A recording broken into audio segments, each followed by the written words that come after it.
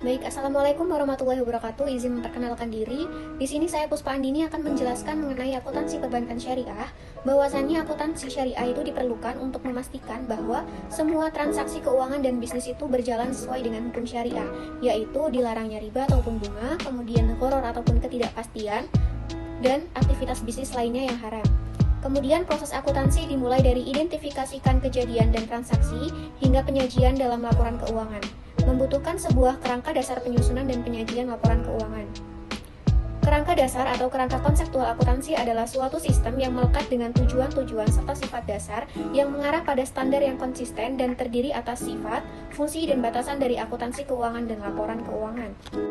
Selanjutnya, kerangka dasar penyusunan dan penyajian laporan pada keuangan bank syariah. Jadi tujuan kerangka dasar ini adalah digunakan sebagai acuan bagi yang pertama, penyusun standar akuntansi syariah, yaitu dalam pelaksanaan tugasnya. Kemudian yang kedua, penyusun laporan keuangan, yaitu digunakan untuk menanggulangi masalah akuntansi syariah yang belum diatur dalam standar akuntansi keuangan syariah. Kemudian yang ketiga, digunakan untuk auditor, yakni dalam memberikan pendapat mengenai apakah laporan keuangan itu disusun sesuai dengan prinsip akuntansi syariah yang berlaku pada umum.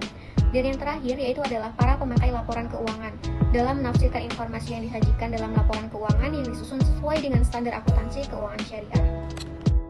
Baik, selanjutnya ada asas transaksi syariah. Transaksi syariah berdasarkan pada prinsip yang pertama ada persaudaraan atau ukhuwah, yang kedua ada keadilan atau adalah, yang ketiga ada kemaslahatan atau maslahah, dan yang keempat ada keseimbangan atau tawazun. Selanjutnya ada karakteristik transaksi syariah. Yang pertama, transaksi dilakukan dengan prinsip saling paham dan saling ridho. Yang kedua, prinsip kebebasan bertransaksi diakui sepanjang objeknya baik dan halal. Yang ketiga, tidak mengandung unsur kezoliman, gharar, haram, dan riba. Yang keempat, tidak menganut prinsip nilai waktu dari uang atau time value of money.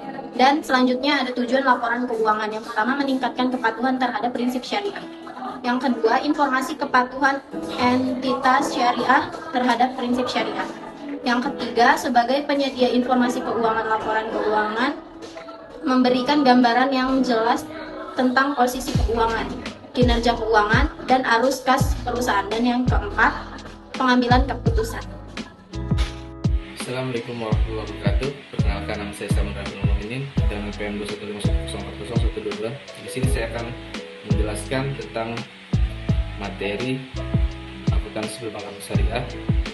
Baik, di sini saya akan melanjutkan materi yaitu unsur-unsur laporan keuangan. Laporan keuangan entitas syariah antara lain meliputi yaitu ada yang pertama komponen laporan keuangan yang mencerminkan kegiatan komersial yang terdiri atas laporan posisi keuangan, laporan laba rugi, laporan urus kas, serta laporan perubahan ekuitas. Yang kedua, posisi keuangan.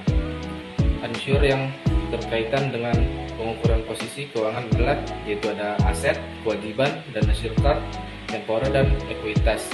Yang ketiga yaitu kinerja. Yang keempat, komponen laporan keuangan yang mencerminkan kegiatan sosial meliputi laporan sumber dan penggunaan dana zakat serta laporan sumber dan penggunaan dana kebajikan. Yang kelima, komponen laporan keuangan lainnya yang mencerminkan kegiatan dan tanggung jawab khusus entitas syariah tersebut. Kemudian ada laporan keuangan bank syariah terdiri atas ada 10. Yang pertama neraca, yang kedua laporan laba rugi, kemudian laporan arus kas, laporan perubahan ekuitas, laporan perubahan dana investasi terkait, laporan rekonsiliasi pendapatan dan bagi hasil, laporan sumber dan penggunaan dan zakat, laporan sumber penggunaan dan kebajikan. Yang terakhir itu ada catatan atas laporan keuangan.